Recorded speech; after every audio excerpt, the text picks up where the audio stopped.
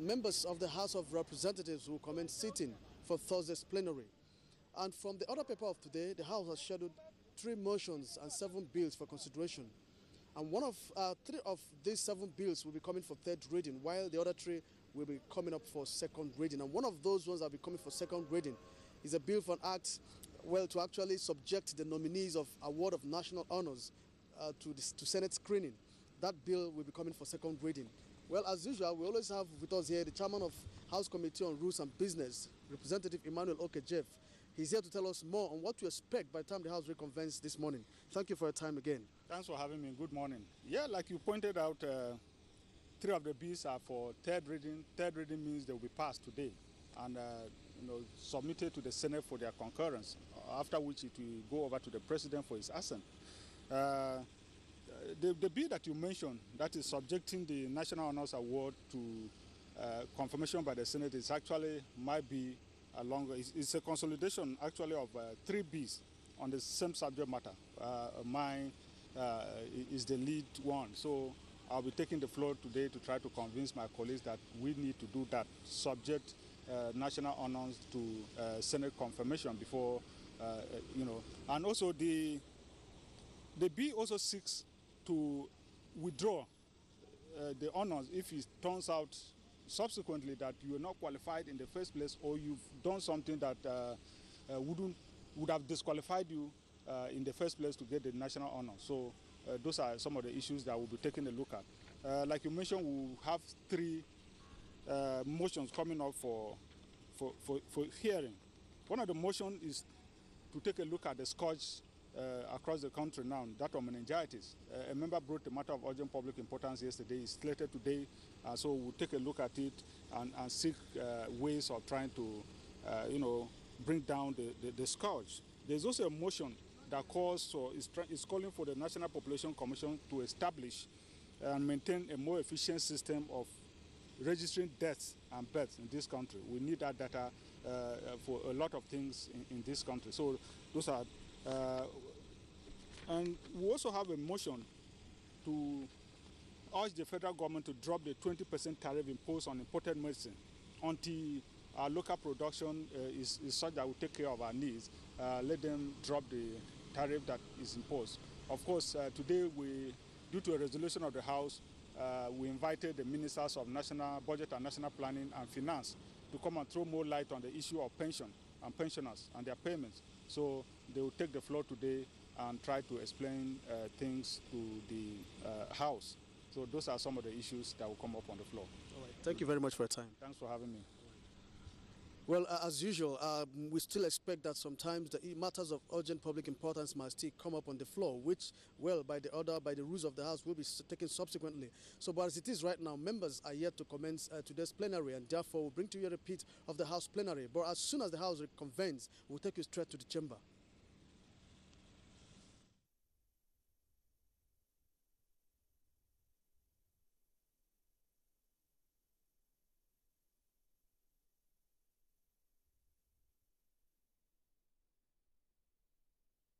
AC2 of Nigerian Custom Apapa feel concerned that he was wrongly dismissed from service of the Nigerian Custom Board and asked that a petition be presented to this House, being the House of the People, to look into the matter with a view of remedying the injustice he has suffered.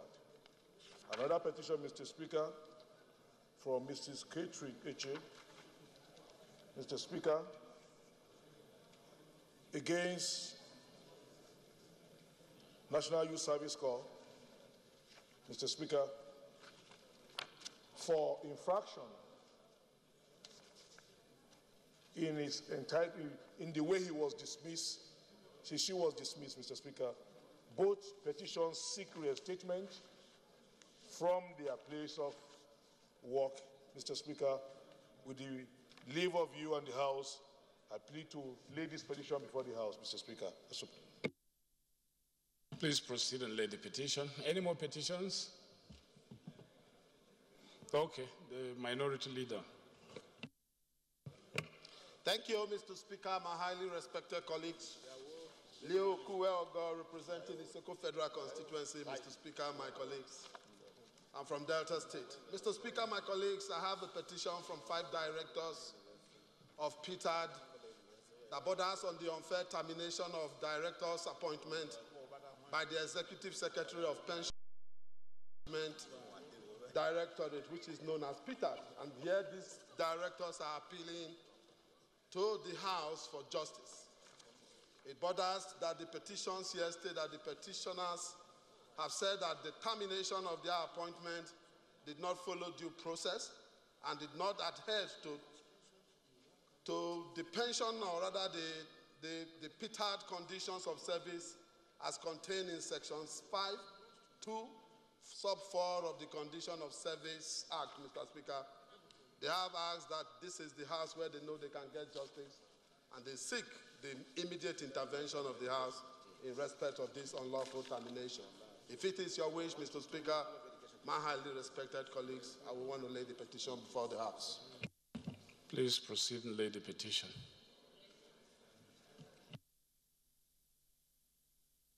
Petitions referred to the Committee on Public Petition. Order 8, I seek the leave of the House to move a motion of urgent public importance. I so move. I also seek leave of the House to suspend the appropriate rules of the House to enable us take this motion. I so move. I rise to second the motion as ably moved by Akpatason. I so second. Those in favor of the motion say aye. Those against it say nay. Ayes have it. The motion will be taken tomorrow. Chairman, Rules and Business, please note. Honorable Speaker, honorable members, National Bureau of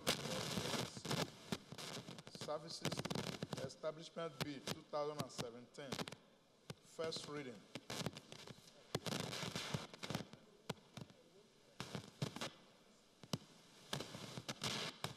Federal Universities of Technology, Kaduna, Lagos, and Enugu Establishment Bill 2017, first reading.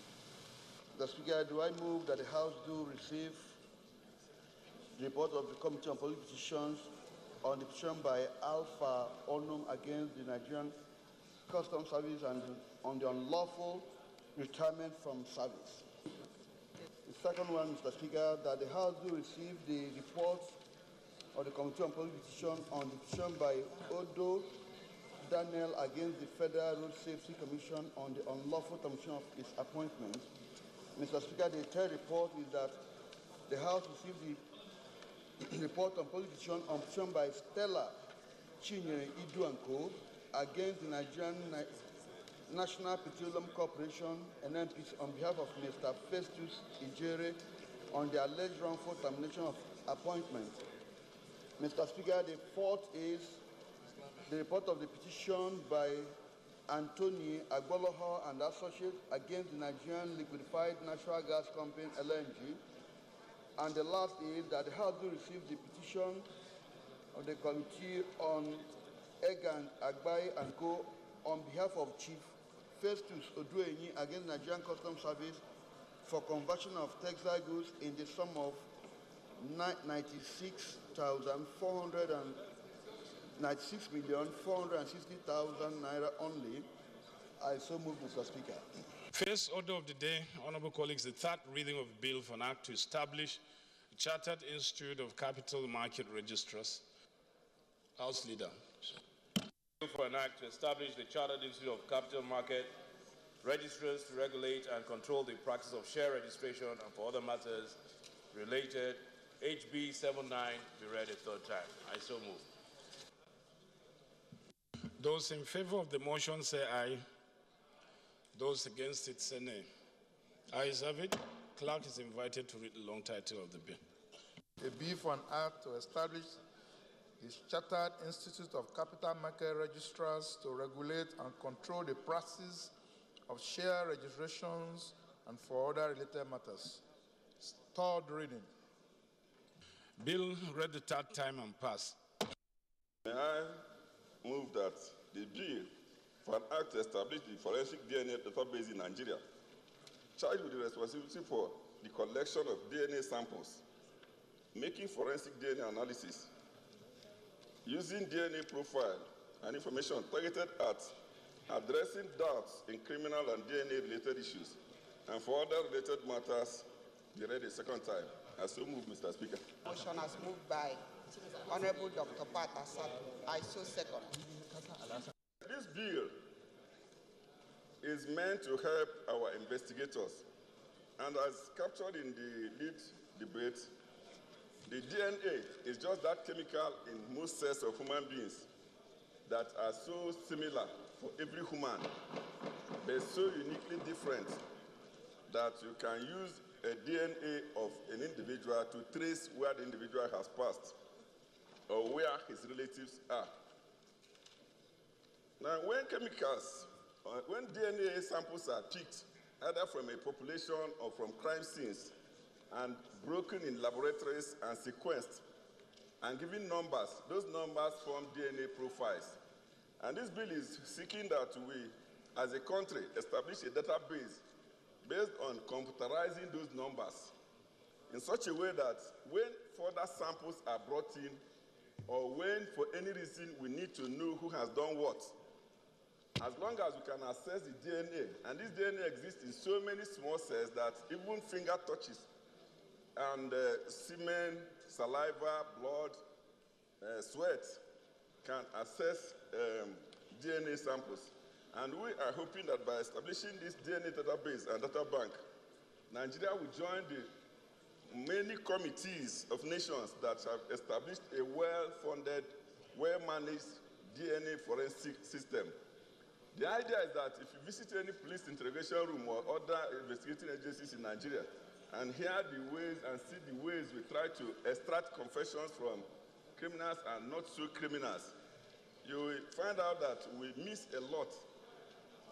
This bill is hoping that a DNA database well-funded and well-established will not just address criminal issues, but also help us in such other contexts like issue of paternity, issue of heredity, issue of lineage tracing. And like I did write, it says DNA analysis is needed also for tracing and treating genetic diseases, genetic fingerprinting for criminology or genetic genealogy in many countries of the world, especially in countries less endowed than Nigeria. And I hope that instead of allowing investigators to be working in the dark or to be using force to extract confessions or holding people against charges to which they did not do anything, a well-organized DNA system will help us free people who have been held in detention for crimes they have not committed. Because when DNA profiles are analyzed, even after crime has been committed and even sentences passed, and it shows that the person who is being convicted or who is even on death row has nothing to do with the crime scene, a lot of lives have been saved from that. But for those who have committed offenses and also gone out of circulation, a DNA analysis much later in life can actually link them back to the crime scene. And those who have committed... Defense Academy, he said his son is a year 3 student or was a year 3 student of the school.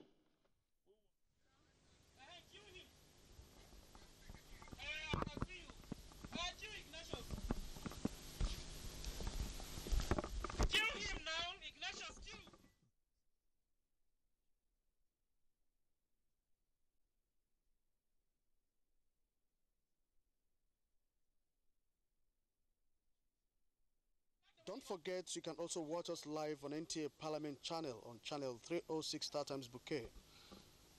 Members have just gone through votes and proceedings of Wednesday's plenary. And then some members have presented petitions from different petitioners.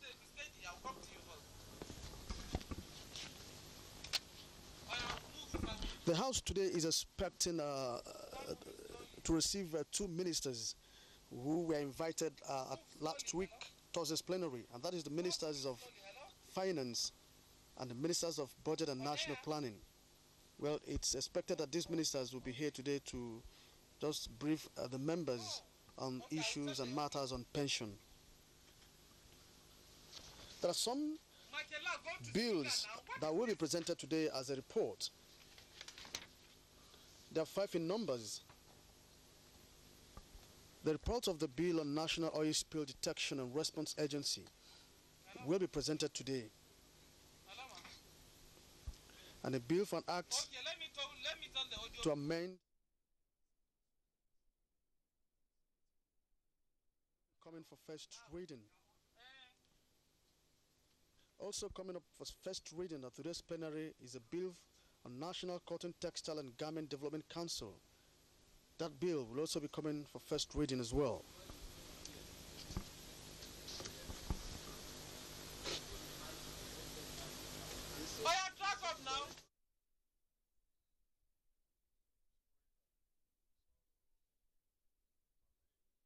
His entitlements will be paid. Mr. Speaker, may I have your permission to lead this petition? Please proceed and lay the petition. Honorable Farouk, engineer. Thank you, Mr. Speaker.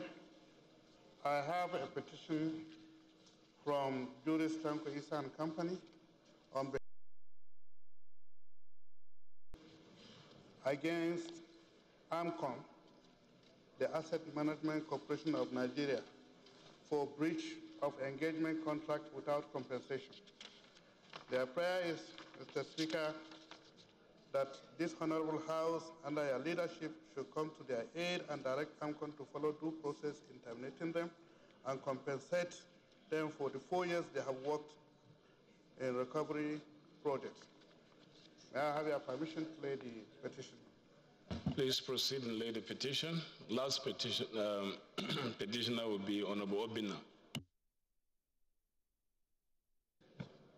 Thank you, Mr. Speaker. And my colleagues, I remain Engineer Obina Omovari Kingsley, member representing the good people of Isi Alamba, Anonim, and Akigwe Federal Constituency. Mr. Speaker, I'm from Imo State. Mr. Speaker, I have a petition to submit by my constituent, a very peaceful man, a man well liked by his community, Mr. Peace Obialon, a trainee specialist who was engaged by the University of Nigeria in soccer to help them execute a CBM project for UNN. And he has been neglected and refused, and the school have neglected and refused to pay him his outstanding salaries for the period of his engagement. Now, Mr. Speaker, honorable colleagues, he is seeking justice through the kind intervention of this honorable House. With your kind permission, Mr. Speaker, can I lay this petition on the floor of the House? Please proceed and lay the petition.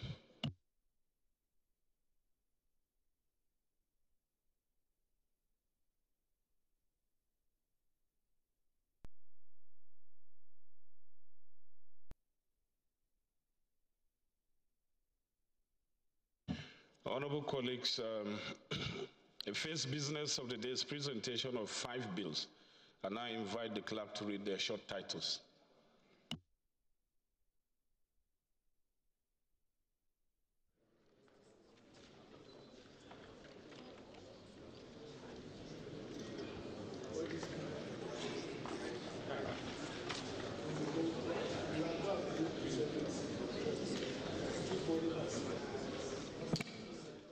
Honorable Speaker, honorable members, National OSP Detection and Response Agency Act Amendment B 2017, first reading.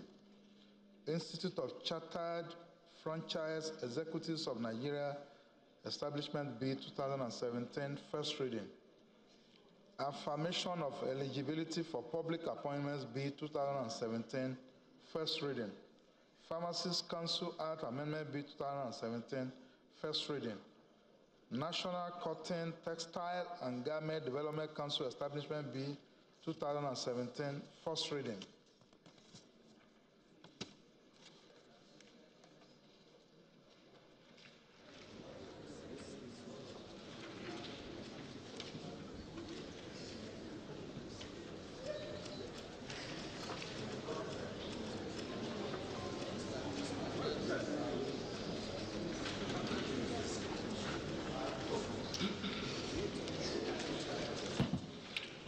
colleagues, okay, I've not referred the petitions.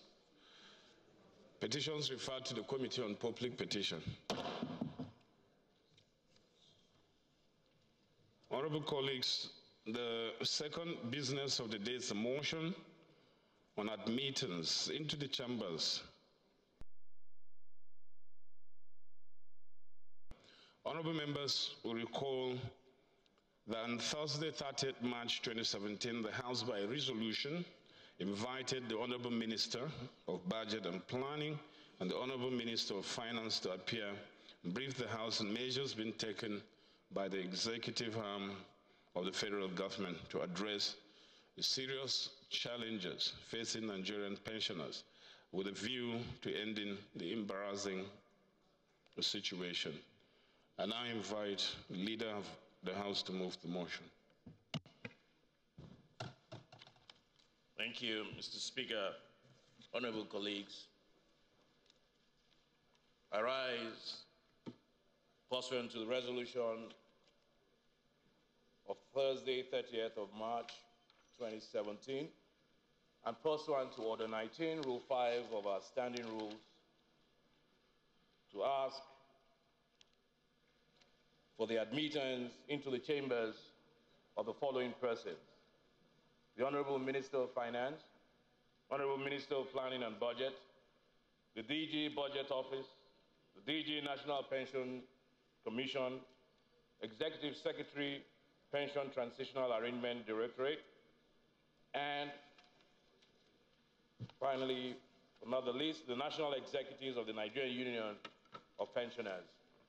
Honorable Speaker, honorable colleagues, I so move. Chairman, Rules and Business. Thank you, Mr. Speaker. Okay, Jeff. I represent the good people of Buruku, my dear colleagues. I'm from Benue State. I rise to second the motion ably moved by the Leader of the House. I so second. Those in favor of the motion say aye. Those against it say nay. Ayes have it. The whip is not around. Quickly as you can.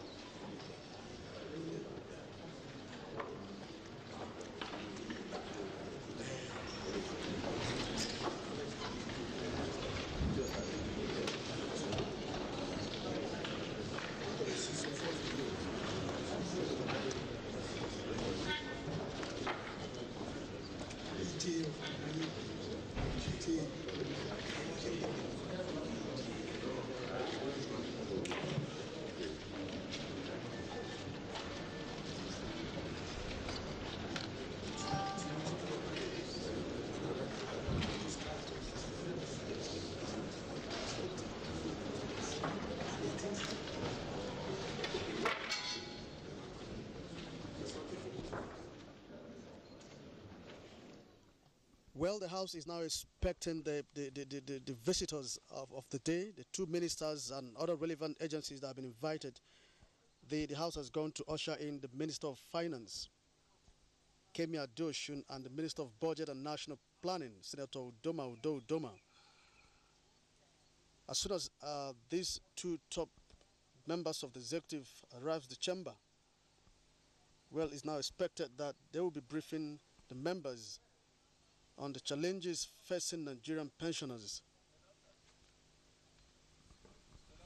And then it's expected after that there will be some questions from members, and then some recommendations are expected to be proffered in finding the best way or the way forward for challenges facing Nigerian pensioners.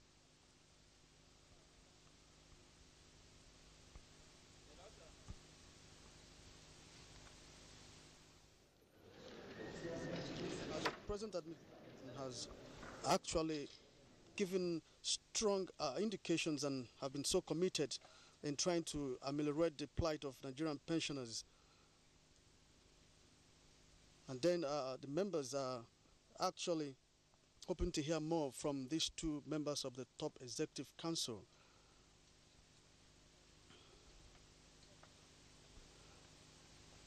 There have been some moves and some commitment and some programs by the present administration to ensure that all segments of the Nigerian society is being catered for. And this actually has been felt by different sectors.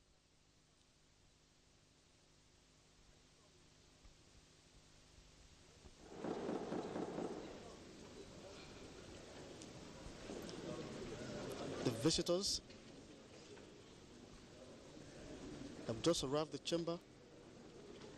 That's the Minister for Budget and National Planning, Senator Uzoma. Behind him is the Minister of Finance, Kemi Adeosun. Leading them is hosted to the President on National Assembly Matters, Senate, Senator Itainan.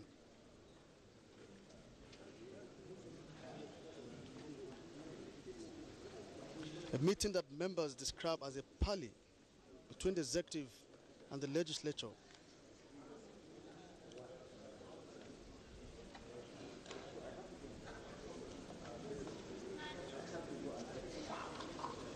Well, the last time the Minister of Finance was here in the chamber was in 2016 during the sectoral debate, where the minister rolled out some blueprint on what the present administration is doing in trying to ensure that Nigeria comes out of the recession.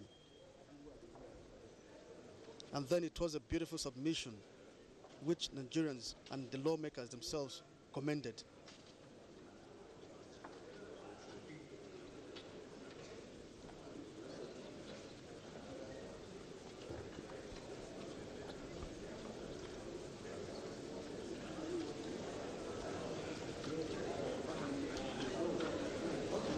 Members are seated, getting set to listen to these top members of the Executive Council.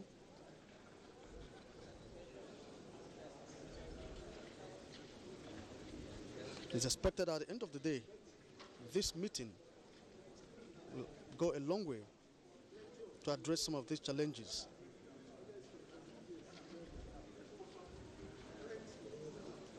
Sitting in the front row of the seats of the visitors is the Minister of Budget and National Planning, Senator Uzoma. And flanked by his left side is the Minister of Finance, Kemi Adeosun.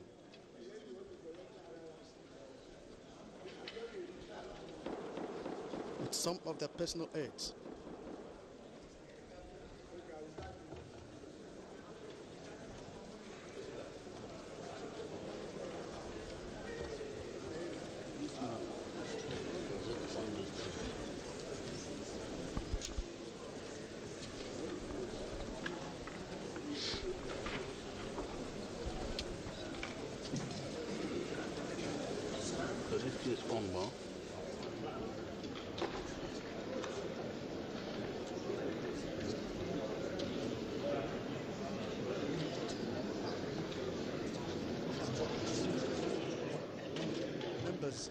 Was actually extended to some other relevant agencies, and then the National Union of Nigerian Pensioners were expected to witness this parley.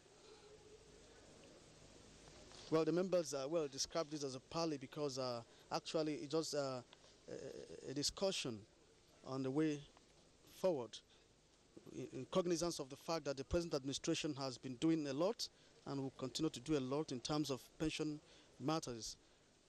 And today it's expected to be a... The House is called to order. Please. Honorable members, would you please take your seats?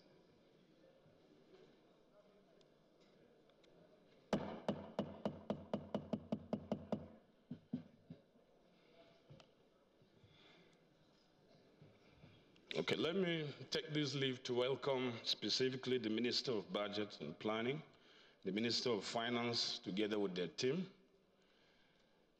to the House of Representatives in order to address what we have deemed to be very important to a critical section of our constituents. And we all recall that on Thursday, 30th of March 2017, the House, by resolution, invited the Honorable Minister of Budget and Planning and the Honorable Minister of Finance to appear and brief the House on measures being taken by the executive to address the serious challenges facing Nigerian pensioners, with a view to ending what has become almost very embarrassing to our country. I now invite, I guess the Minister of Budget and Planning will take the lead.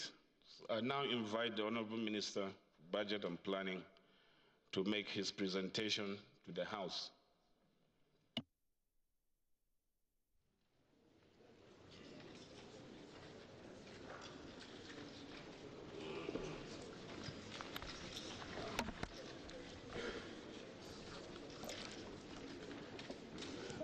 The Right Honorable Speaker,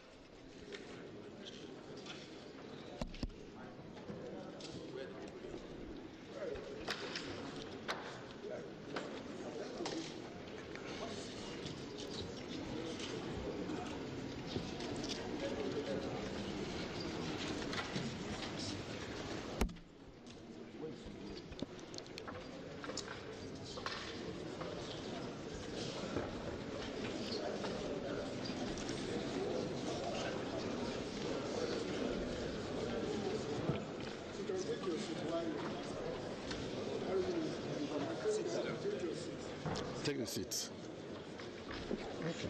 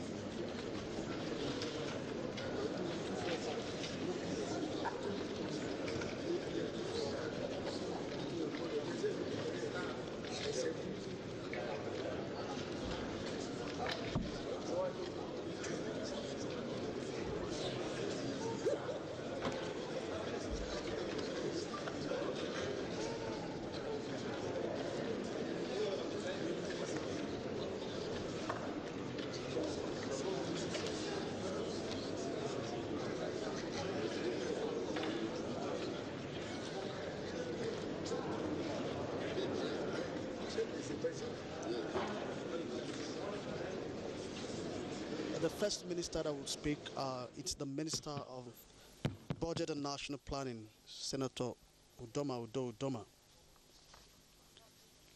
The speaker has read from the item of today that the first address will be coming from the Minister of Budget and National Planning. And then from the other paper, as soon as he finishes his address, well, there will be cause for questions from legislators. And then, as may be directed by the speaker, and afterwards, the minister will have to address or answer some of those questions. And then before the Minister of Finance, Kemi Adoshin, will now mount the podium for our own speech. Well, this meeting was actually announced on the 30th of March 2017, and then members were expected to turn up in March for today's plenary. And from the look of things, actually a good number of the members are in high spirit for this meeting.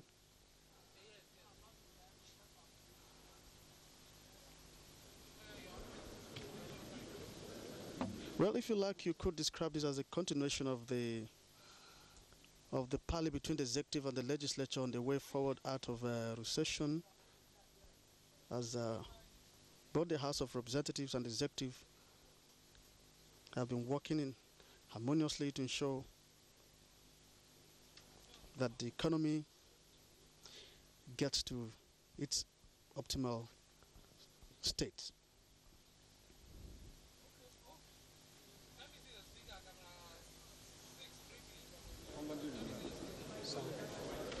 These people removed this thing. They tested it this morning. Somebody removed this. Although there are some other items on the other paper, but this address today, this meeting between the two ministers and the House of Representatives, it's in fact the focus of today's plenary. And that is why some items on the other paper have been scaled down. Some of them have been stepped down to ensure that they accommodate this meeting, which it's expected will go a long way for Nigeria's development.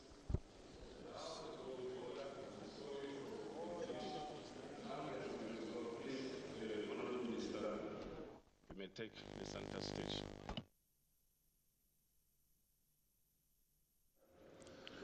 The Right Honourable Deputy Speaker, House Leader, other members of the leadership, honourable members of the House of Representatives, let me thank you for this invitation to throw more light on the issues of pension.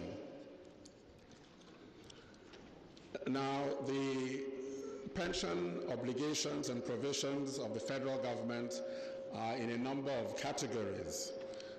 The Office of the Head of Service, civilian pensions, military pensions, police pensions, customs, immigration, and prison pensions, universities pensions, parastatals and railways pensions, DSS pensions, military intelligence agency pensions, and the Retirement Benefits Bond Redemption Fund.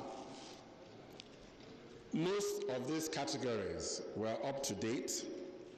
However, there are problems with the Retirement Benefits Bond Redemption Fund. There have been issues of reconciliation of the numbers there for budgeting purposes.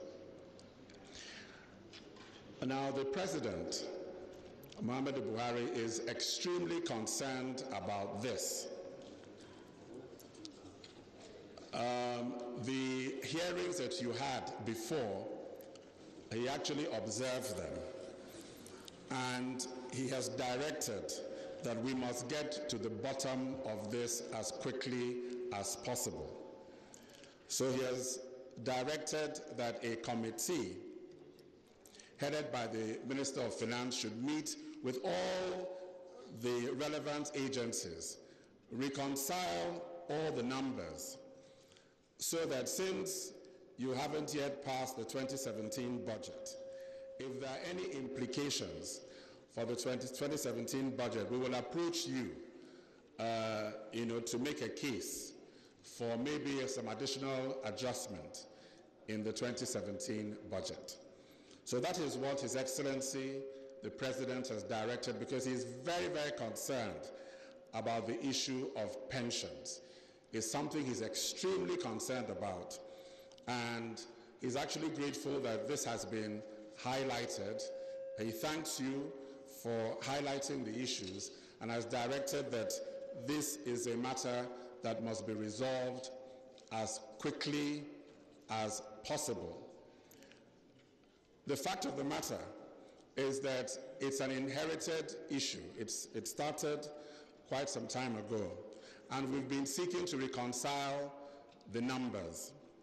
So this is the message that I would like to deliver, that the numbers will be reconciled.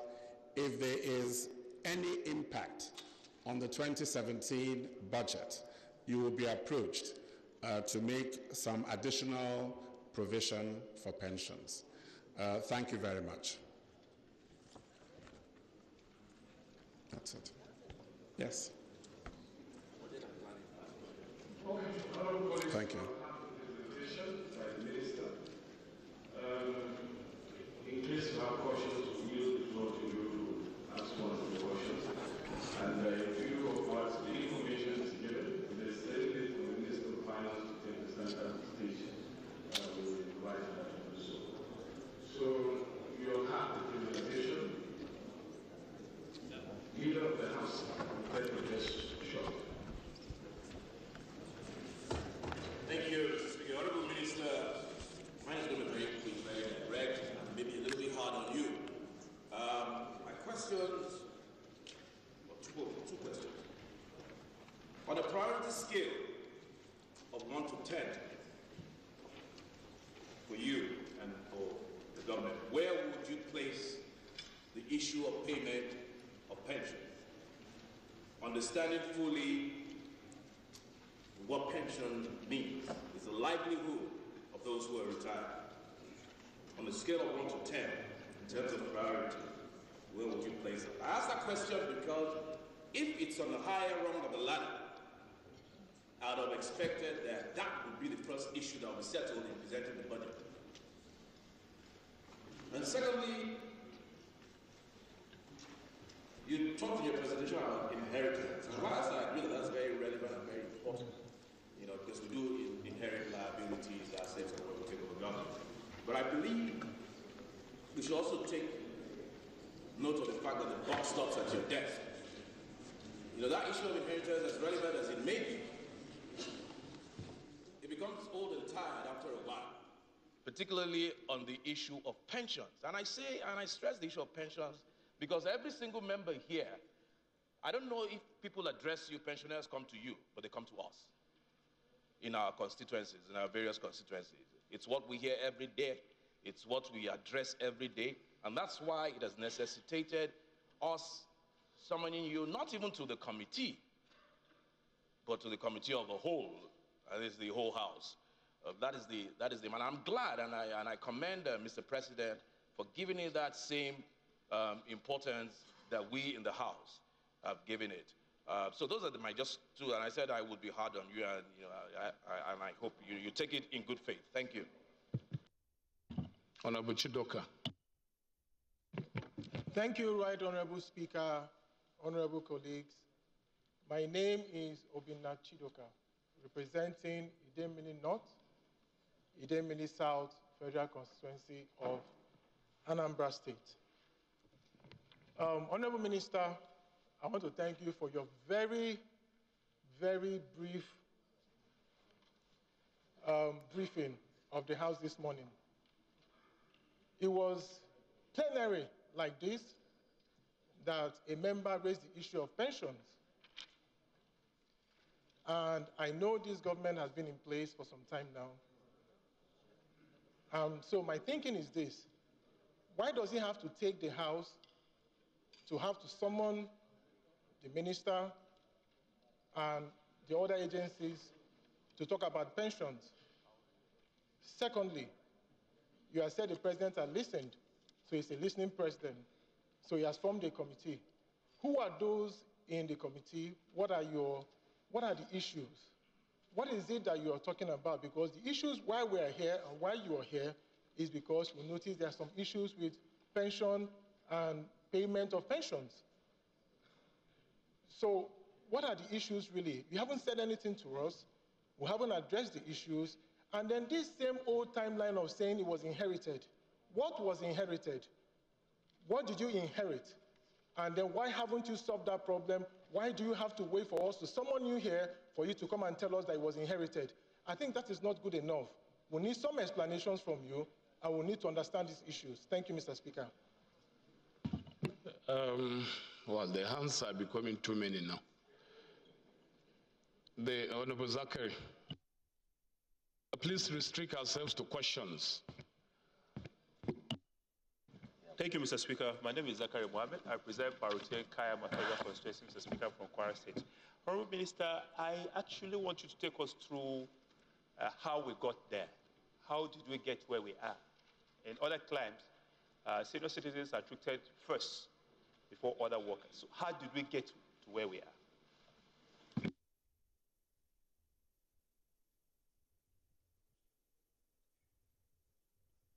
Honorable Betty. Mr. Speaker, honorable colleagues, my name is Betty Apiafi. I represent Ahoda East Federal Constituency and River State. Honorable Minister, I want to ask, what effect has the envelope system got to do with this issue of pension? Because it does appear that the envelope system has created a lot of shortfalls, even in salary payment. I know that, for instance, most of the teaching hospitals have salary shortfalls for most of last year. So how has the envelope system affected this? Because I believe that it is the envelope system rather than reconciliation that has caused this problem, because from all indications, you used 2015 envelope to treat 2017 budget. Thank you.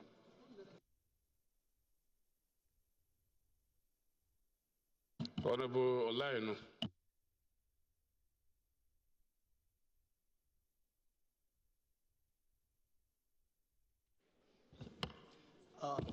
Thank you, Mr. Speaker. I'm Olainu Olarichope. Sir, my question is very short. Are there no record of the pensioners? Are Nigerians not having, all the ministry not having the total number of the service rendered by each staff or each civil servant of all ministries, police, army, or those in other ministries? If they are, do they mean there's no preparation for their exiting job, but we can think of issue of those who are to take in their place? Please, it's necessary we enlighten us on that. I will allow the Honorable Minister to respond to some of the questions. I believe that in doing so, he will answer so many other questions that we have the intention of raising. And after he has spoken, if there's need to take more questions, then I'll recognize few members who will summarize, and then we'll close the session. Honorable Minister, please. Thank you very much. Thank you very much. Let me deal with the House Leader. On a priority scale with this administration, salaries and pensions are number one. They are number one. The problem has been reconciling the numbers. Let me give you some numbers. In 2014, PENCOM estimated, they made an estimate, which was, still had to be checked, but they made an estimate of 93 billion. In 2014, 30 billion was provided. And what happened, basically from what I understand, because we were not there, so you said, what is the history? What happened was that when crude oil prices went down and we had major financial issues, the government at the time probably decided that they have to scrutinize these things very, very carefully, because you just can't take somebody's estimate. You have to make sure that it is properly, it is for the actual amount, it goes to the pensioners. And if you recall, there were at that time a number of pension scandals going on at that time. And so there was a need to rigorously check. Now, in 2015, they asked for 60 billion was provisioned. In 2016, because these checks hadn't been done, 91 50 billion was provided. And let me explain how this works. The law requires that the budget office transfers to the fund an amount based on 5% of the total wage bill. But the PENCOM makes its own calculation, and which is usually higher than that, and they're supposed to reconcile. And so that is really where the problem arose. And the DG budget is here, and he can throw further light if you require it in terms of how the problem arose. So it is a number one priority, but we have to make sure that we provide what is necessary for pensions. We have to make sure that we calculate and we know exactly how many pensioners and how much is required. It is that reconciliation that has been the cause of the problem. And we are now mandated to quickly fast-track that process. It's taking too long. Fast-track that process. Actually complete it in time such that if there's any element that should be taken in the 2017 budget, it should be so taken. However, I suspect that some of it may be staggered over some time. But the fact of the matter is that the number one priority of this administration is salary and pension. Let me give you some numbers. In the 2017 budget, of our total revenues, about half of our total revenues are for salaries, total projected revenue are for salaries and pensions. About half. So nobody can say this administration does not prioritize salaries and pensions. We do. About half of the revenues are for that. So we have to look, and that is why the Minister of Finance will have to look at creative ways, because we don't have the money. But that the entitlements must be met. They must be. That is a requirement. However, we have limited resources. So part of what this committee is going to look at is going to look at creative ways of meeting maybe some promissory bills or some other creative ways. But we must. Every pensioner must be paid. And that is the directive. So I ask for your understanding. This is a top number one priority for this administration. And it's for the president, it is a top priority. And which is why we allocated in the 2017 budget, about half of our revenues are for salaries and pensions. So that is the message I want to, and we will reconcile this, and we will look in addition to, because not all of it can be taken into the budget, there's no doubt about it. The resources are not there. But we will have to look at creative means of trying to make sure that we are current, and we will do it, and that is a commitment. Thank you very much.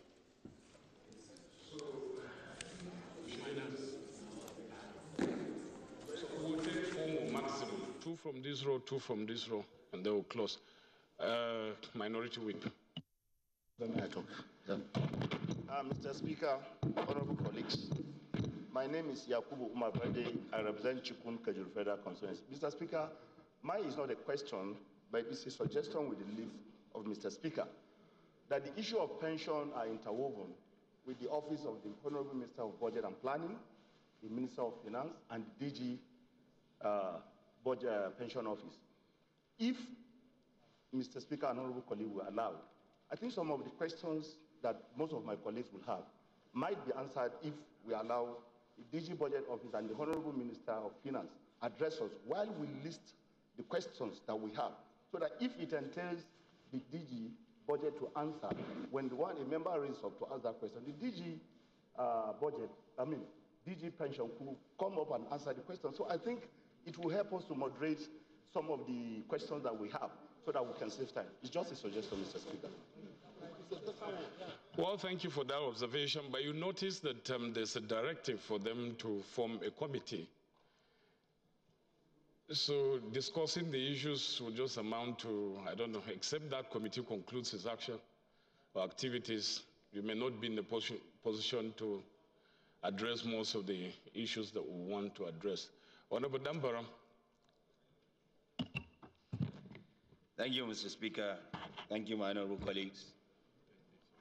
I remain Honorable Dambram Abubakar Nuhu, representing Kano Municipal from Kano State. Honorable Minister, I will just refer you to perhaps maybe some of the figures which you quoted.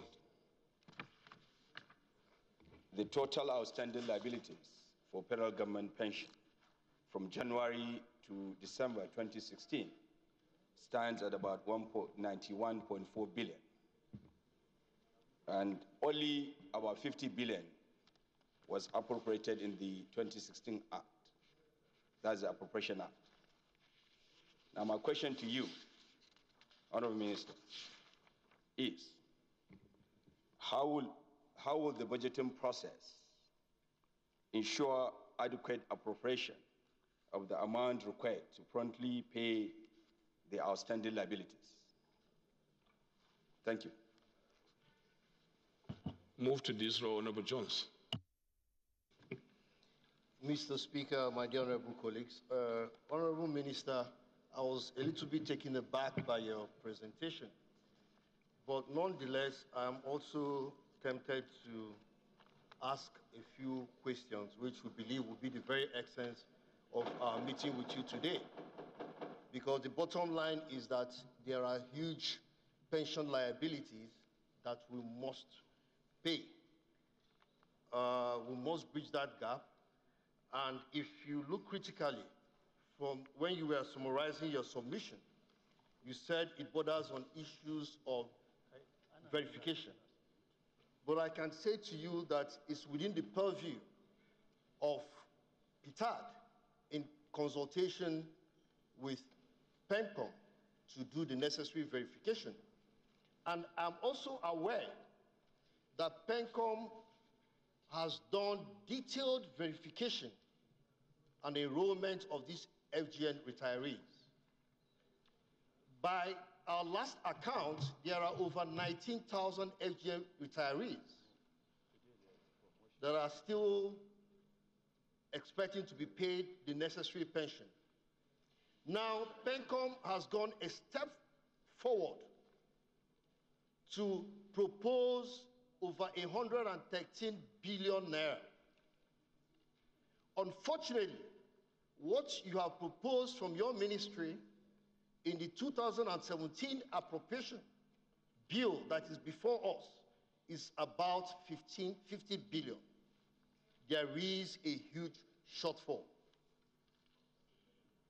The point is, what would you do to bridge this gap? That is the very essence of our meeting with you.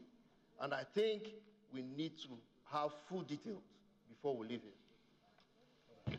Honorable Maroko.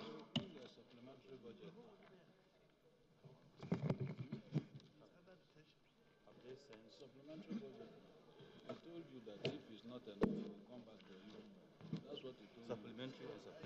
Let him announce it. There's no supplementary before the budget is passed. That is wrong.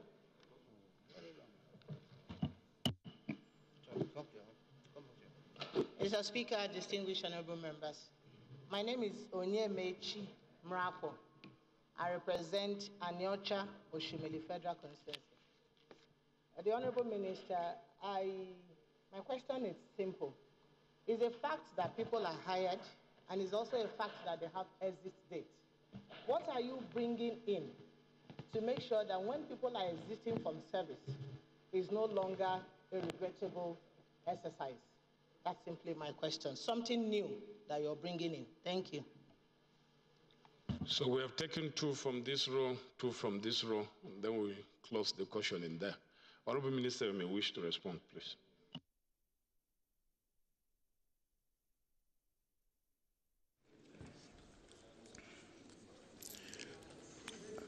A question was asked whether the envelope system is responsible. It is not. We're not using the envelope system. A question was asked as to whether, when we reconcile, we'll be able to accommodate everything in the budget. Until we reconcile, I don't know. However, I did say that we're going to have to look for creative ways of raising funds. because I doubt whether we'll be able to accommodate everything, because there are just limited funds.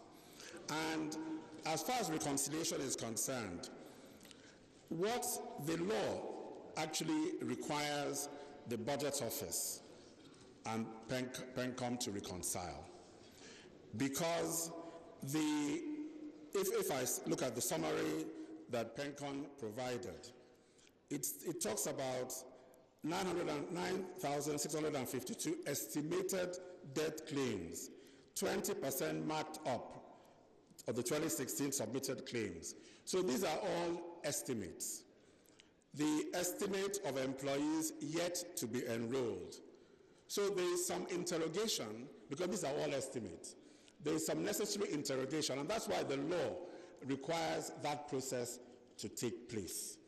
So I'm just pleading with you, let's allow that process to take place so that we can sort this matter up of once and for all. I thank you for your understanding.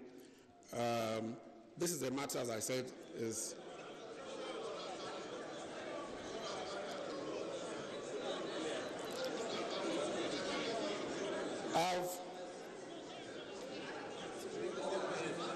I think I've answered the questions. Order, honourable members. Finance, some of those questions may be for the finance minister, but... Silence, honourable members, please. Order. Order, honourable members, please. Please. Let's hear from the finance minister. Okay, honourable minister has spoken. The finance minister, in case you have something to add, may wish to take the center stage so they can answer some of the questions that have been raised.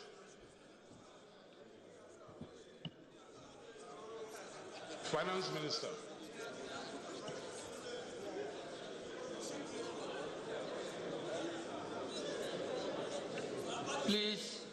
Please, honourable members, please. Please, order. Order, honourable members, please.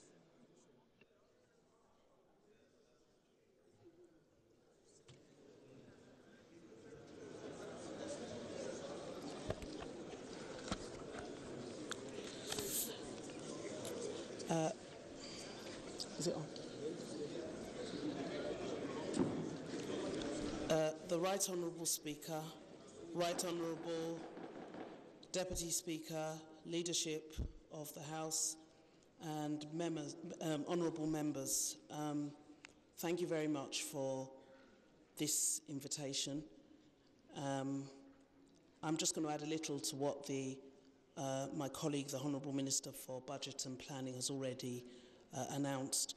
That is, well, I think firstly that I need to tell you that this is a very welcome initiative. The issue of pensions is not really a money issue, it's a people issue. And so it needs to be taken very seriously. And when elders have served and expect that when they finish service they will get their money, and that expectation is not met, it's quite a serious issue. And so the President, as the Minister has said, has asked for a committee to be put together to try and reconcile and get to the bottom of some of the issues. But let me speak to one or two of the questions raised and shed some light from the finance perspective on why we have these shortfalls in payment.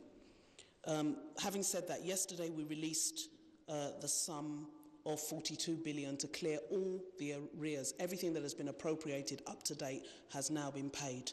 I also would like to tell you that PATAD are completely up to date in terms of payment of those who are enrolled. So it is a problem, but there is a lot of progress that has been made in the area of pensions, and I think it's only fair to say that.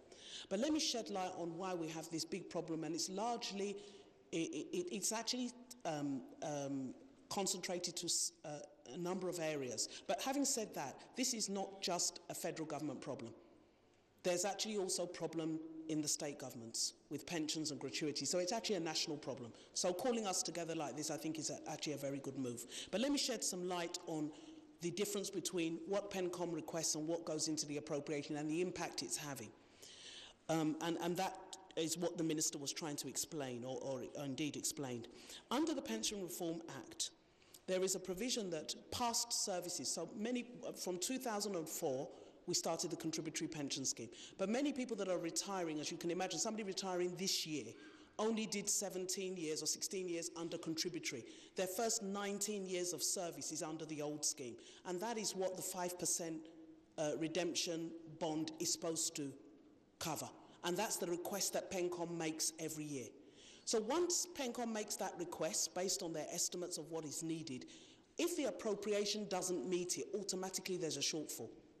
And what makes it worse is that the law, and this is an area where the legislature may need to look at, the law says that the pension contribution and the accrued pension rights together with accrued investment income shall at the point of retirement be consolidated before a holder of an RSA can access his retirement funds. So that's what's causing the problem. Even the money that the person himself has contributed, they cannot access until government pays the accrued pension rights. And if the appropriation is less than what was accrued, automatically you have a problem.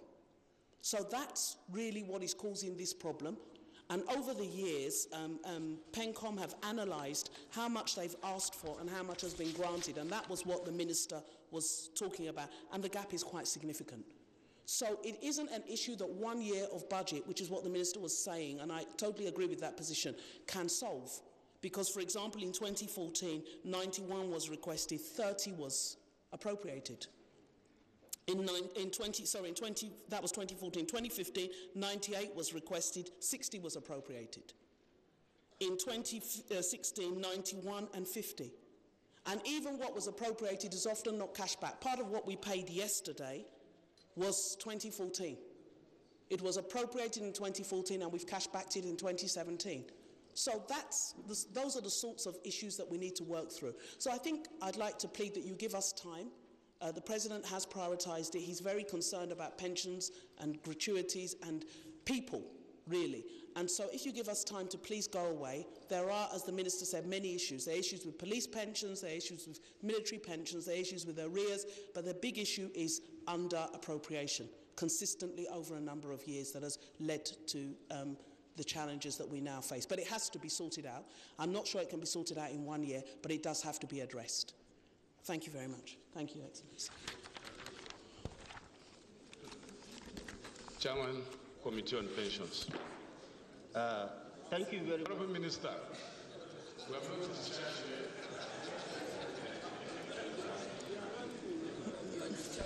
I should sit down.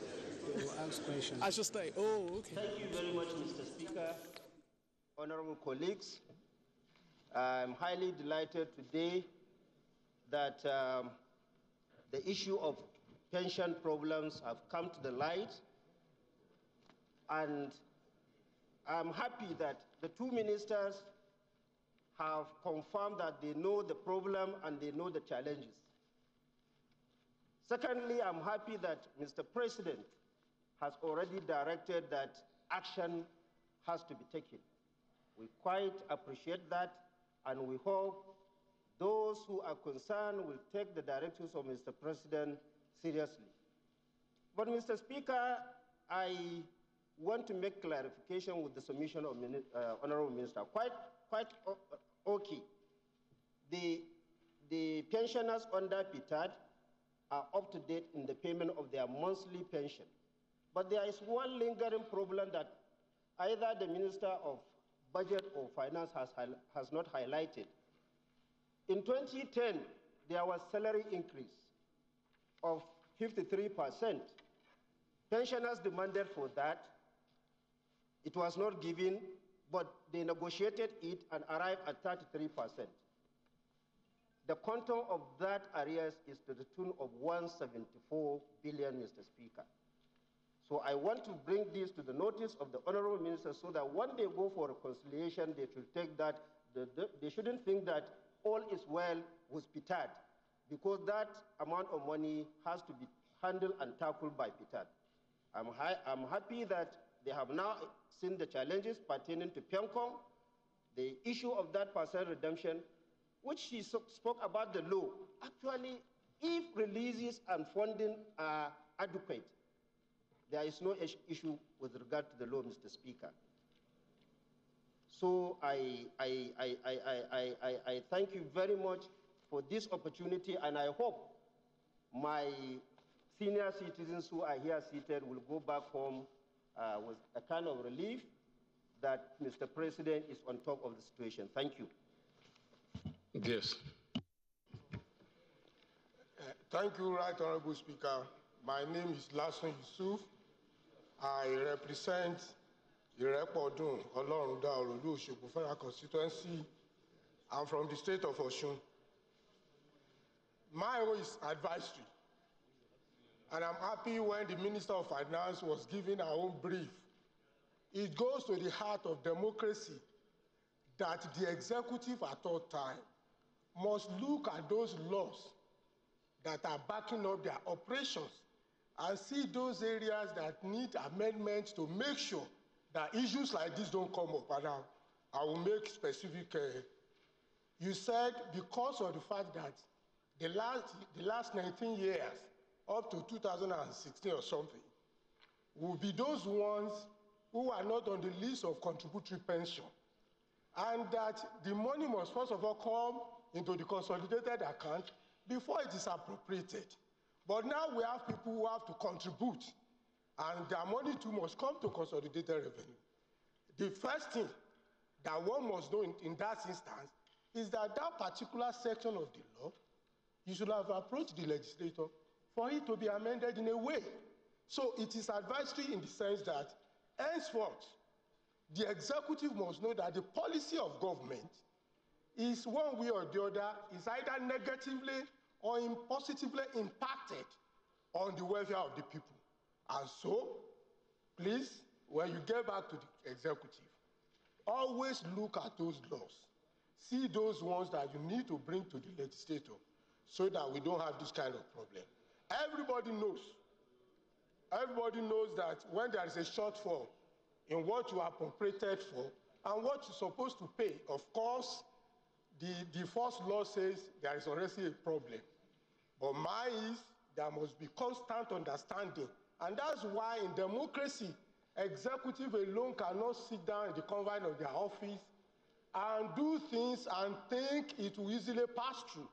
So what you have done this morning from your own brief speech is to show that the executive refused or probably did not understand well enough that they have to constantly and continuously look into the heart that is backing up on their operations and make sure that the relevant section of those acts are always, refined, amended to make sure that we don't get ourselves into this problem.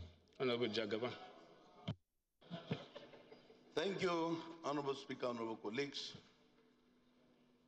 Jagaba Adams, Jagaba is my name, representing Kechia Kadelko Federal Constituency, Kaduna State. Mr. Speaker, I have some few remarks here. One, the issue of screening. It appears some of our pensioners are being punished so much as if we don't even value their sacrifice for this country. At times, they call them for screening here in Abuja. You discover that some of them died in that process.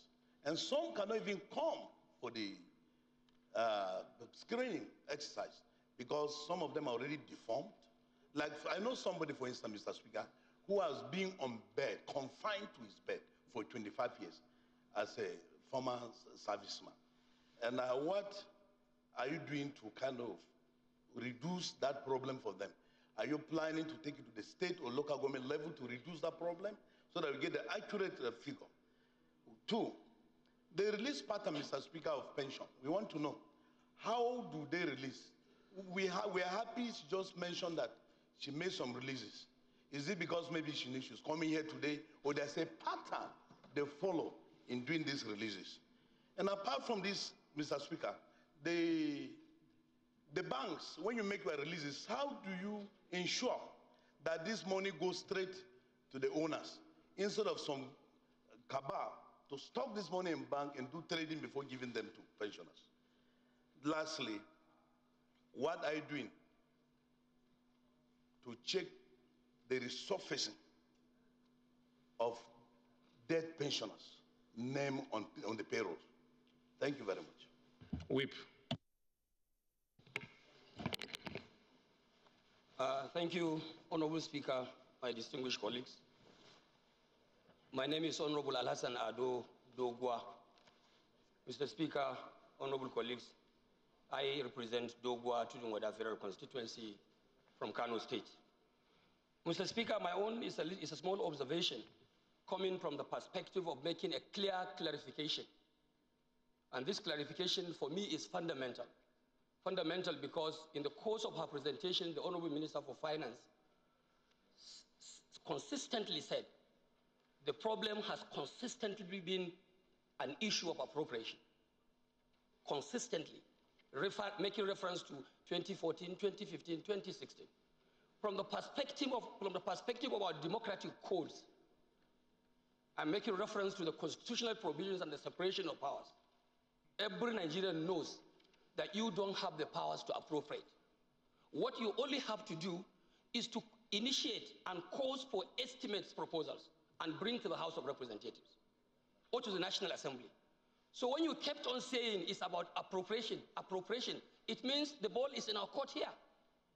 So I want to say on behalf of my people here, as members of the National Assembly representing our people in these hallowed chambers and identifying with the plight of Nigerians, especially the pensioners under discussion, we will always be ready to appropriate for you because the powers of appropriation belongs to us.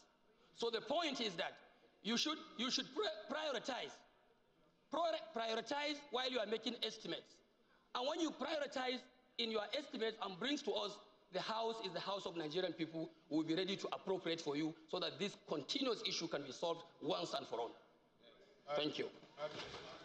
Honorable Toby, who has been following up this issue. Thank you, Mr. Speaker. Honorable colleagues, my name is Toby Okechukwu. I represent an area of Woji River Federal Constituency from Enugu State. Mr. Speaker, I'm happy that the Honorable Minister of Finance and the Honorable Minister of Planning and Budget, they are here. I've moved 2 motions within the past 2 weeks, and I'm happy it's part of the process that they are here. Well, in our place they ask, is it because the barber doesn't know how to shave? Or is it because the clipper or the blade is not sharp? Or is it both? Well, I believe strongly that there is, first and foremost, inadequate appropriation. No appropriation. As a matter of fact, what was required as of 2016 was 91 billion. 50 was appropriated, and what was released as our last count before yesterday was less than 41 billion. And yesterday, 41 billion has been released. So I believe this invitation is working. But there is a difference between release and cash backing. When will this be cash backed, Honorable Minister? 2 is that His Excellency, the Deputy Speaker, said that it is important that the executive or any concerned person in Nigeria approaches the legislature when issues that border on concerns with regard to our laws, are on the table. This instance, I believe that for other reasons they could approach us, but in this instance, where the contributory pension scheme is that government contributes 5%, and the individual retiree or employer contributes his own portion. We are not going to amend the law for government to do its job. It is not part of our process. We are calling government to contribute its own so that the process of activation of the contributory pension is done as somebody goes out of service. So it's merely asking you to do your job. It is not a matter of amending the law. And I'm happy that the Minister of Budget and Planning and Minister of Finance has said that this is an issue that is about person. It's about retirees. It's not a matter of project. I do not see why in this republic we should be treating issues with regard to emoluments of persons, whether pension or salary, as a project. We are treating it as if it's a capital project you release at any time. You release it at its when due, monthly. You should have first line charge. We don't have to wait 2017 to release 41 billion that is due in 2016. That's not how it's done. So, yeah, no. The appropriation for 2016 was done. Order, please. And we are members, please. Honorable members, listen in silence, please. We are releasing monies that ought to be paid in 2016 alongside the appropriation in 2017 because we just released it yesterday and it's not cash back. So thank you, Honorable Toby. Take two more, Minority Leader and Honorable Aishatu Duku, and they will close. Thank you, Mr. Speaker, my respected colleagues. I remain Leo Okuwe Ogor, representing the Isoko Federal Constituency. Mr. Speaker, my colleagues, I'm from Delta State. Let me first and foremost commend everybody for finding time to discuss this issue. I believe that what we are here to do is to find a means of solving a problem that is before us as a nation. Clearly, like the minister said, it is a product that they inherited. And I want to tell him also that government is a continuous process, so you don't complain about inheritance. You campaigned and you won and you need to carry over the problem. But my reference point here, and which is very straightforward, is that the minister told us that a committee has been set up. This committee is to liaise with the pensioners and all the bodies and be able to find a lasting solution to the pension problem. I think what we need to look at, my respected colleague, is to see how quick this report will be coming from the committee, and the report of the committee should be a subject matter that we must show interest in. And I believe that what we can actually ask here is that the Honorable Minister, vis-a-vis our pensioners, because one day, you know, we'll all become pensioners and we'll be looking for means of making sure that we are paid. Let me learn, please. The time frame that this report will come out. So if we have an idea of this whole issue, then these core questions, to my mind, might not be necessary at this particular time until we get the report and we'll be able to find solution in that report. So I appeal that we give them the opportunity and privilege of liaising with the pensioners and all the various institutions, but let them give us a time frame with which they will submit this report, and on the basis of that report, we will demand for that report and we'll be able to find a lasting solution to it. I appeal that we look at this possibility. Thank you. Aisha Duku. Thank you very much, Honorable Speaker. I'm Honorable Aisha Jibril Duku, Gimbiar Duku, member representing Dukuna for the Federal Constituency. I'm from Gombe State. Honorable Ministers, I want to commend the Buhari-led administration for having a human face. Looking at our elder statesmen here today, I want to commend the efforts of the ministers for looking at this issue, despite the historical perspective of the problem at hand. We know that you are doing your best, and we believe that, yes, we know you are doing your best, and we know that, inshallah, our elder statesmen will soon start smiling, and we know that very soon it will be a thing of the past. I want to urge our elder statesmen to continue to pray for the good health of our president, and inshallah, you will smile. Thank you very much.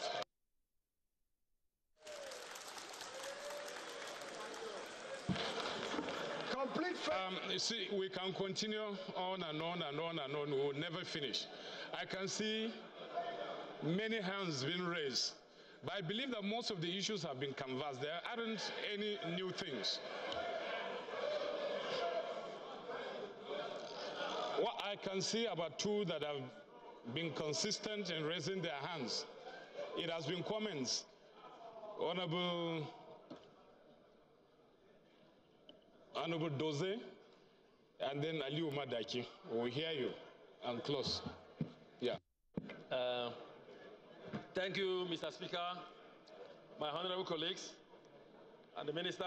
My name is Honorable Ferdinand Dozie Nwankwo. I represent Njikoka and Ocha, Dunukofia Federal Constituency, and I'm from Anambra State. Honorable Minister, I want to first of all thank and commend this government, the APC-led government of our president. When I was coming to the office this morning, I heard over the radio that 51 or 52 billion was released this morning. And I was very, very impressed. And I wanted to also commend and thank this parliament, this 8th assembly, the house of the people. This house is the house of the people. And because our voices has been raised, and you can see the federal government is doing something already. But my question is, the minister, just one question for you. I want it in figure, please. From the inception of the Pension Reform Act 2014 and its consequent amendment in 2014 to date, how much has the federal government contributed as its contribution to the pension fund administrators? In figure, I have so many questions to ask, but because of want of time, I just asked only this question. Thank you so much. Madaki, last intervener. Thank you, Mr. Speaker, for finally recognizing me. Mr. Speaker, I want to be very, very sincere. What we expected from the two ministers was to give us detailed briefing on the pension fund administration. But I'm sure that is not what we got this morning. What we got from the two honorable ministers, especially from the Minister of Finance, was simply buck passing. Yes. This government has been in power, our government, for 2 years. Yes. We cannot come here. Please, I don't want to hear any yes. I'm speaking.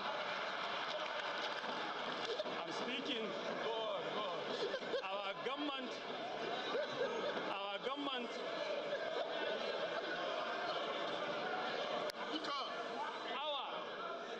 government has been in power for 2 years.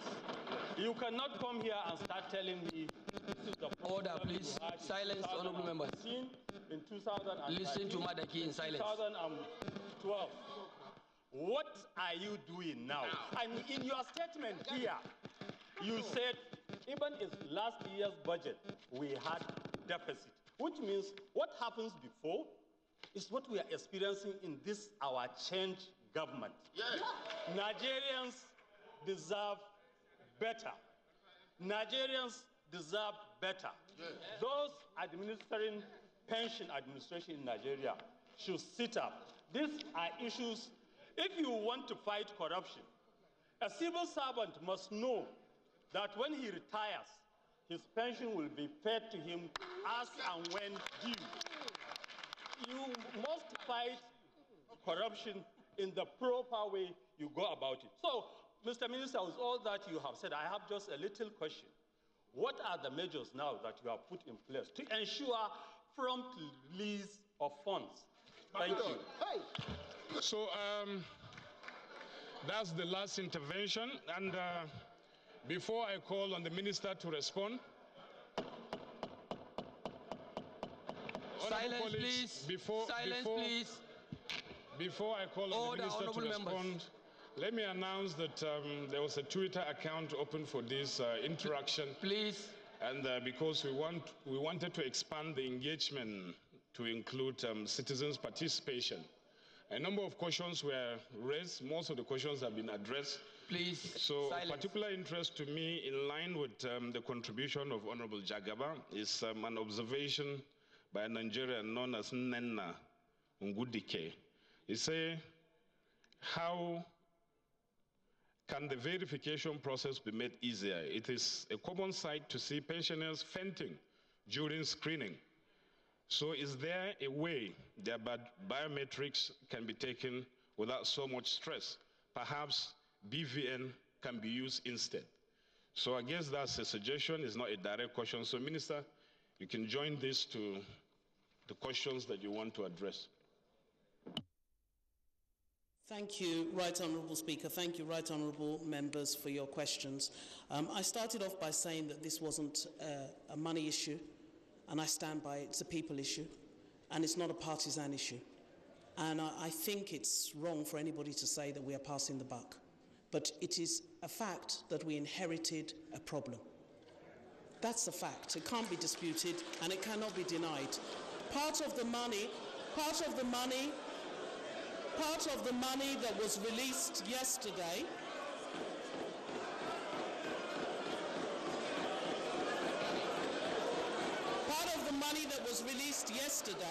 relates to 2014. We're in 2017.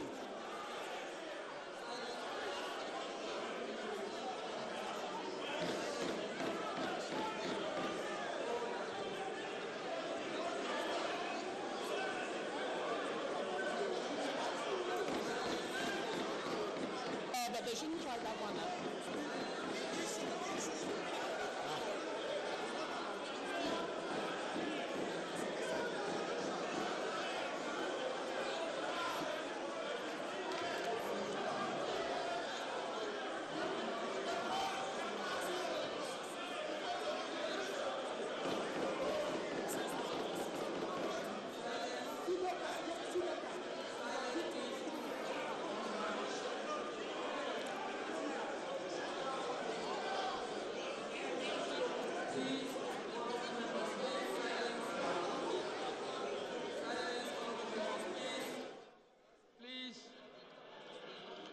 Honourable members. Honourable Toby. Honourable Toby Chuku. Toby, please. Toby, please. Can we have one silence, please, honourable members. Please, honourable members. Honourable Kazaure, you are late and you are still putting up your hands. Please, silence, please. Honourable members, please. Let's listen in silence, please. Order, honourable members, please. Order, honourable members. Silence, please. Honourable Karimi, please. Madaki, one house, please. Let's listen to the minister in silence. We have released pensions as and when due, and that's a big change. And the other thing that I must also point out is the fact that there's a lot of reform already going on in pensions, and the DG Patad is here and the PayIncome people are also here. The days of where verification was done in Abuja, where thousands of pensioners came to queue in the hot sun, is a thing of the past. They do mobile verification in each local government. And for those who are bedridden or unable to come, they actually go and visit them in their houses. So those are reforms. The DG Patad is already working.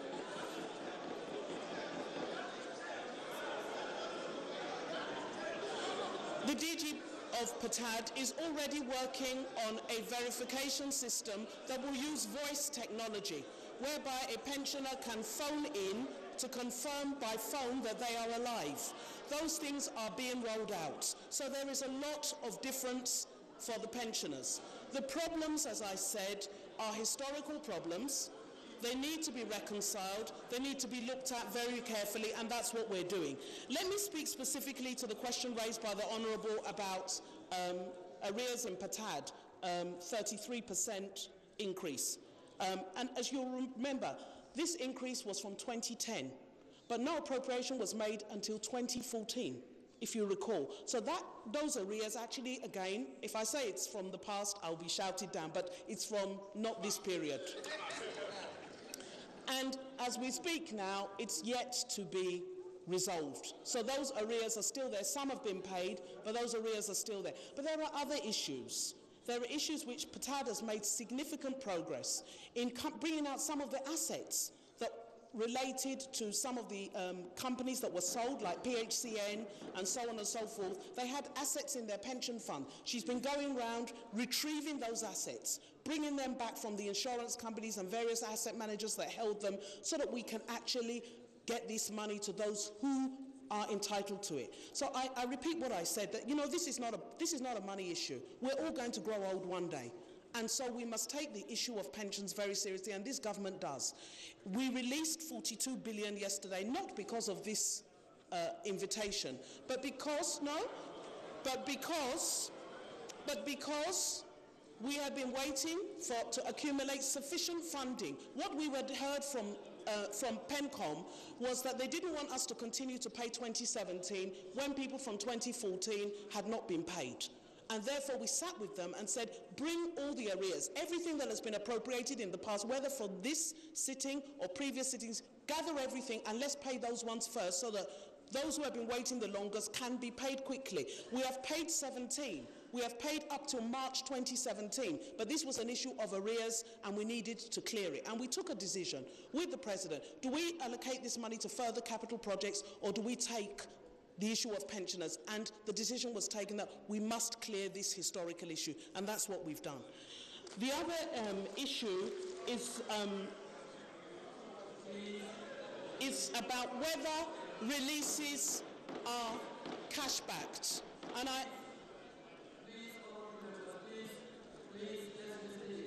Please, honourable members, please. Thank you very much. The other issue, since we're talking about change, about whether a release is cash-backed. Under this administration, we run a daily cash position. We don't sign anything unless there's cash. So when we release, it is automatically cash-backed. So that 42 billion is fully cash-backed and will be moved to PENCOM. I believe the AIE has already been signed, so we don't do release and then you wait for months for cash back in. We actually cash back immediately. Thank you very much for all your questions, and thank you for this opportunity. Please give us time for the committee to get together and we'll come back to you with our findings, and I assure you it'll be very comprehensive and very thorough and give us a roadmap to solving this problem permanently. Thank you very much. Okay. Thank you, Minister. Yeah. So I think it's only proper to call on, It's only proper to call on the representative of the pension unions or any of the senior citizens in case they have anything to say. One person. One. If there's nothing to say, then we move on.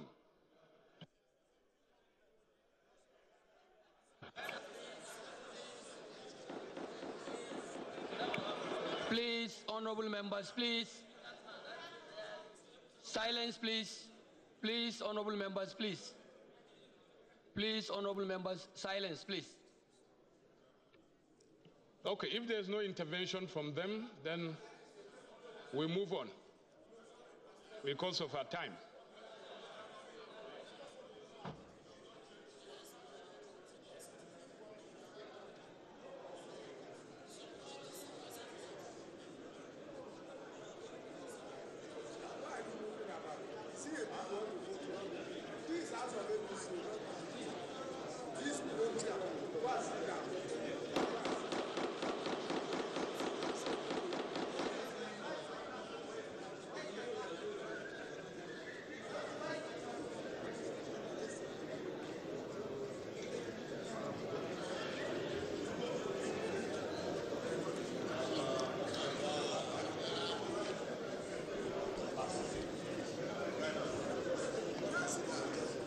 Baba, for one of time, we'll be giving you 3 minutes. 3 minutes. The Right Honorable Speaker, Right Honorable Deputy Speaker, the Chairman, Committee on Pension,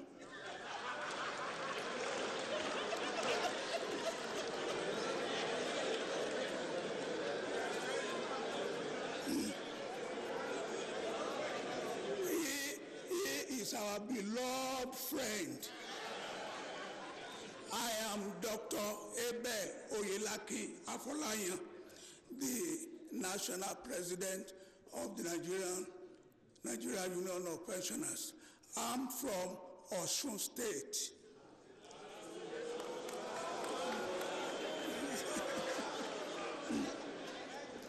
I want to use this opportunity to thank Mr. President. He is a listening president. And we are praying for him day and night. Because we know he is also a pensioner like us. And we are also aware that many of you honorable members are pensioners like us. And one injury to one pensioner is injury to all pensioners. So we thank Mr. President for listening to our chairman and the Right Honorable Speaker for this sitting, for this hearing, because the whole nation is listening and watching us. We appreciate. The Right Honorable Speaker, sir, we thank you very, very much. And want to thank all the honorable members. We now realize strongly, we believe strongly that you are truly representing us. And we want you to continue like that. You know, 2019 is coming.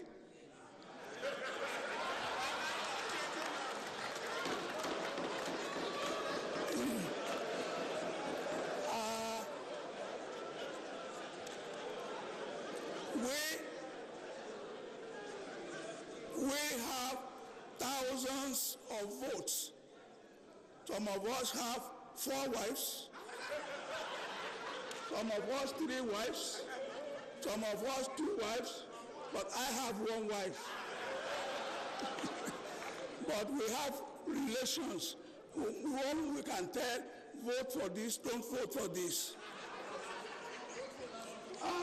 We want to thank the Minister of Finance and the Minister of Budget and Planning.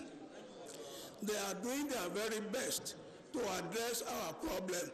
Now, the balance of the 33% pension arrears, we want the balance to be paid speedily within the next 1 month. Because the police pensioners have been paid for only 3 months out of 42 months. Because they cannot protest. In and out of service, police cannot protest. So we want all the arrears to be paid. Once again, we want to thank you very much for giving us this opportunity. It doesn't come often to come into this hallowed chamber to appear before honorable members and before the Nigerian public. So we are very grateful. Thank you very much.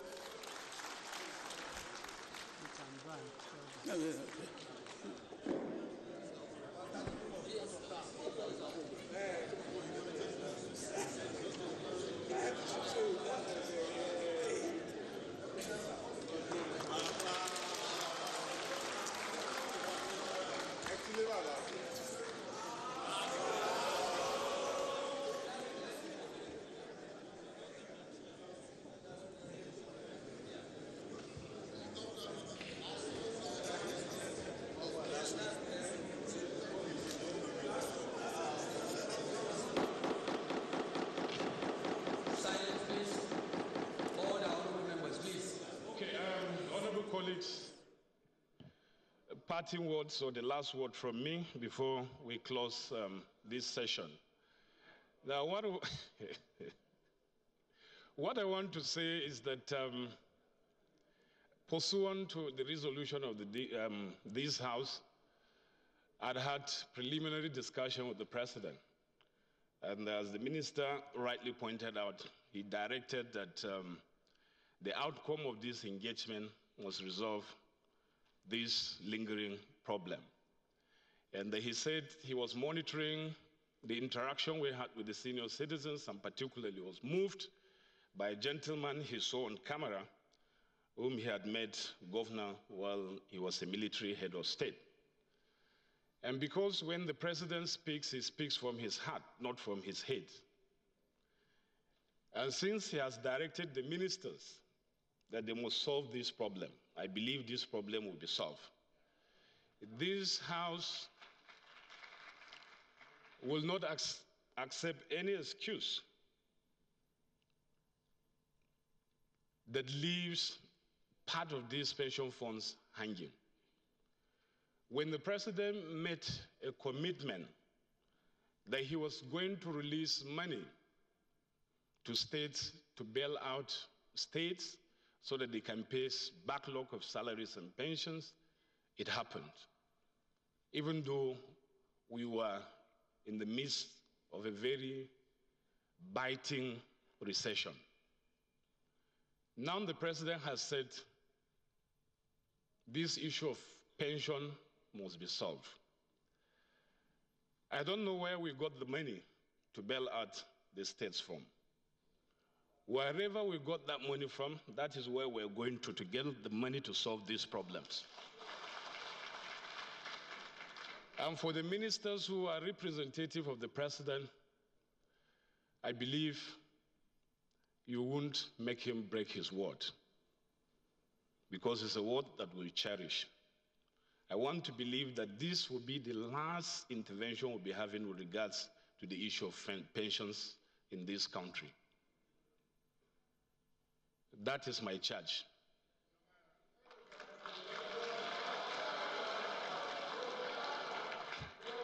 And the message I'll be sending, or the House will be sending to the President through the ministers, is that when you meet him to brief him on the outcome of this engagement, just tell him that we have taken his word to the bank.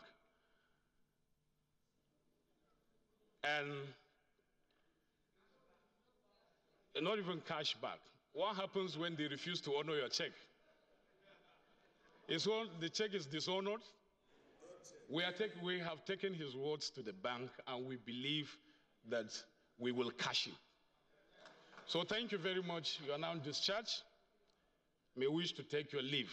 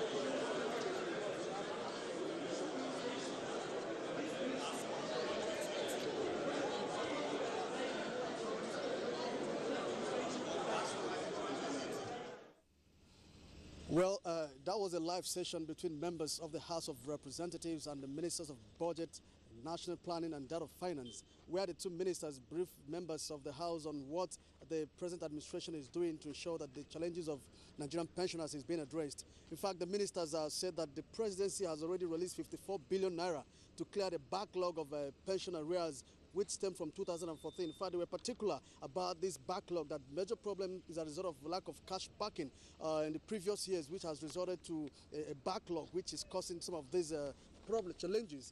And the ministers also said that the presidency, has directed an immediate constitution of a special committee that will take a holistic and critical look at the problems of Nigerian pensioners and ensure that the lasting solution is preferred. The two ministers also stressed the fact that the issue of salaries and pensions remains topmost on the president's agenda. That is why in the 2017 total revenue, half of it actually was allotted to salaries and pension. As it is right now, we'll now hand you over to our studios for the continuation of the scheduled programs for the day. I am Ignatius Nkwo, and on behalf of the crew, I say bye and enjoy the rest of your day.